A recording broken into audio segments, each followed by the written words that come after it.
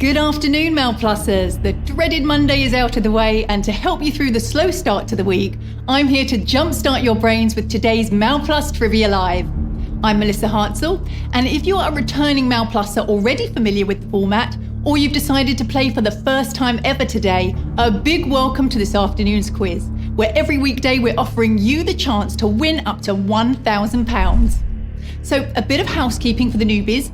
I'm asking you 10 general knowledge questions from categories we know you love.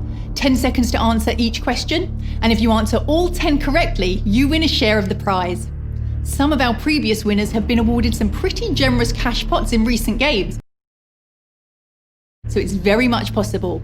And remember, if you do get one wrong, there's always tomorrow's game to have another swing of the axe. But one step at a time, and let's focus on nailing today's quiz first. A couple more rules to mention before we hit the starting blocks.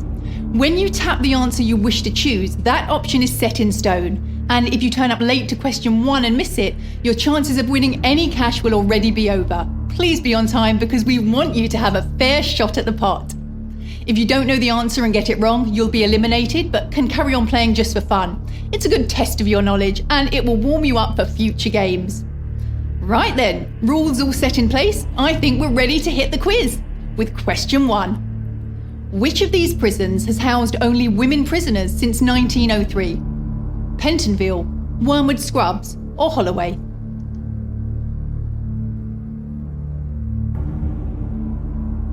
The prison was opened in 1852 as a mixed-sex prison, used to imprison suffragettes, including prevalent activist Emmeline Pankhurst, who was responsible for the suffragette movement and helping the women's right to vote.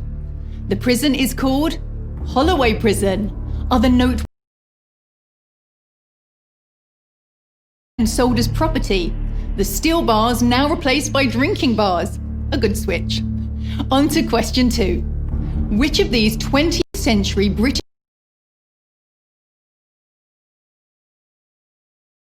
Harold Wilson or Ramsay MacDonald?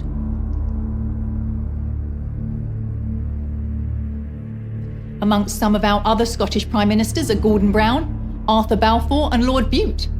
Tony Blair was born in Edinburgh, and Ramsay MacDonald, Prime Minister in 1929, was born in the Scottish town of Lossiemouth. Harold Wilson was born in Huddersfield.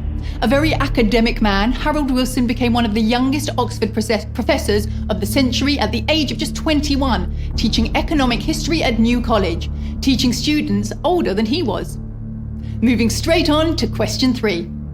Which country did the word jeans originate from? America, France, or Italy?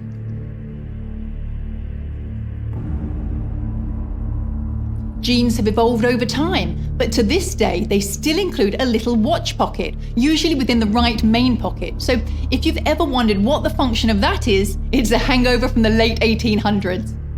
Jeans are named after the city of Genoa in Italy, a place that was famous for their cotton corduroy.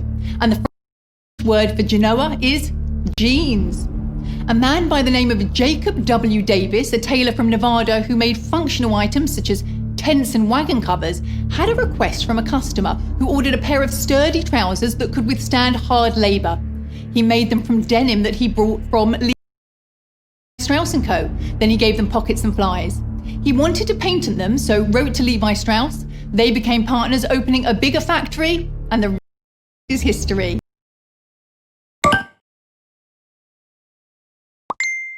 Was 588 of you thought it was America, and 875 of you thinking it was France.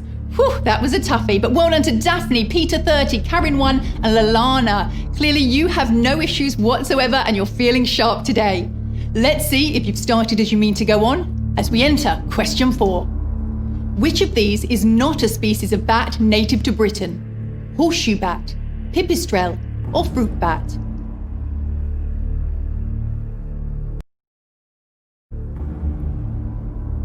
Although we don't necessarily associate Britain with exotic wildlife, it is home to 18 different species of bat, 3 species of snake, 650 types of spiders and tigers. That is, if you include the Scottish Highland tiger, which is a wildcat around the same size as a house cat.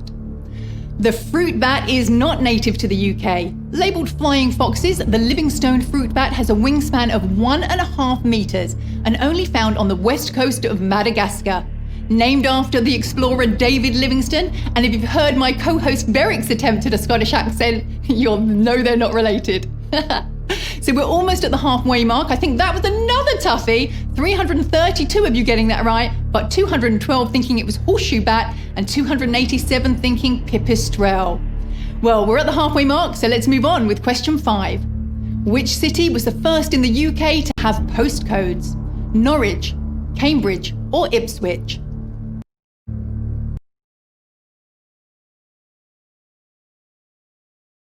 In London, where many streets had the same name. And after some objection with regards to the first solution of renaming street names, they came up with the idea of the postcode. Norwich was the first in the UK to have a postcode. Due to the growth in mail volumes after the Second World War, it was realised that a nationwide postcoding system was the best way of keeping track. Although the Norwich trials were marginally unsuccessful, it did lay a blueprint for the postcode we see today, which was implemented firstly in Croydon. So we're halfway now and still got a decent amount of players with us. Perhaps we're not being tough with our questions. We had 288 players sailing through. Congratulations to Dazzle. Question 6. Which of these London Underground stations is not on the Central Line? Chancery Lane, Regent's Park, or Marble Arch?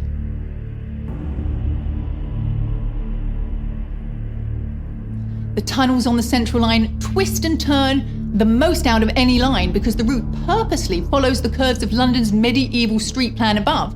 And it's not the only line that brushes shoulders with London's history.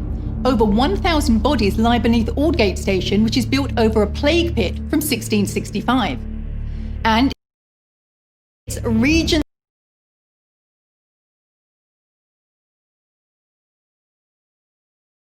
that the designer of the iconic map, Harry Beck, based his design on an electrical circuit diagram. Moving on to question 7. Which British TV series broadcast its 10,000th episode earlier this year? EastEnders, Emmerdale, or Coronation Street?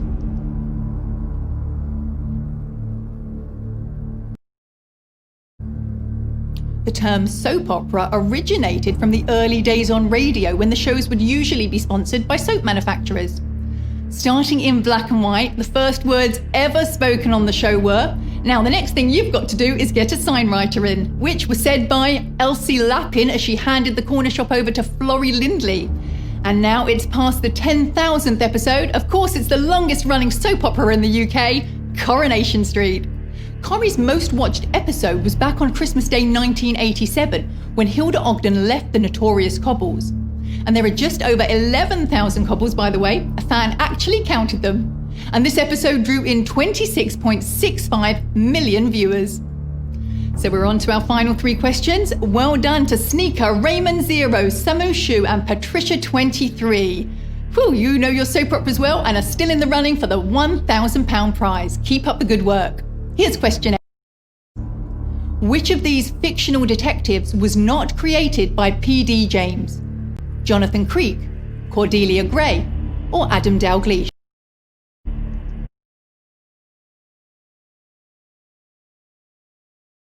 Published over 20 novels and was said to be the successor to Agatha Christie. After Christie's death, James was labelled the new Queen of Crime.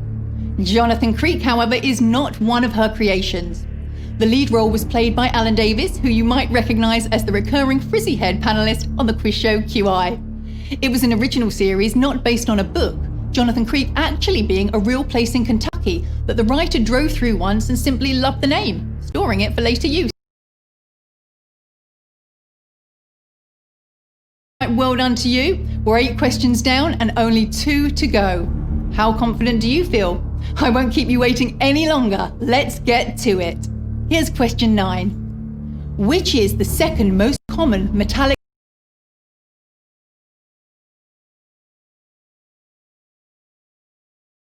Other planets seem to have it so much better. Scientists predict that on Saturn and Jupiter, high-pressure lightning storm,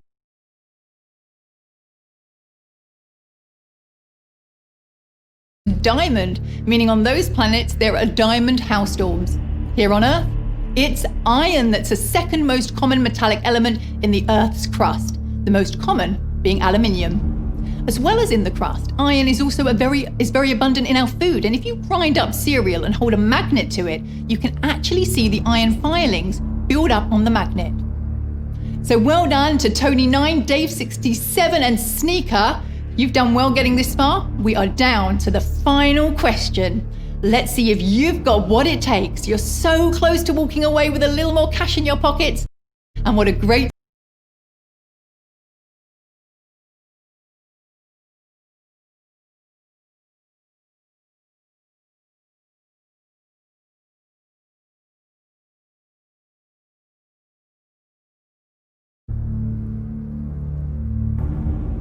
first time humans ever broke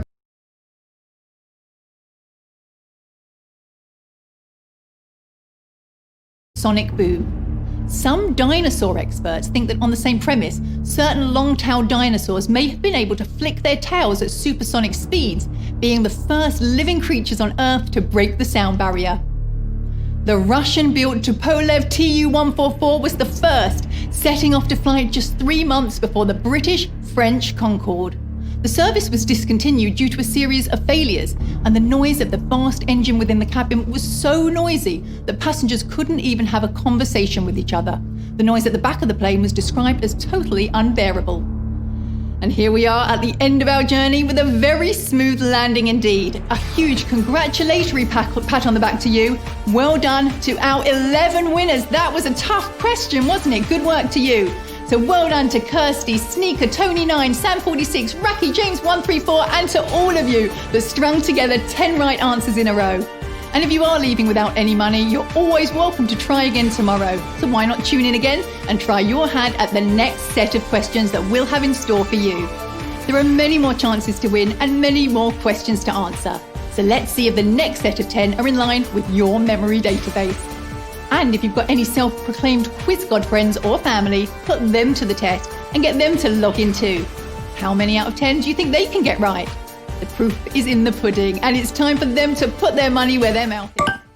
Thanks again for joining me today, and we'll see you again tomorrow where there'll be another chance to win £1,000 on Mal Plus Trivia Live.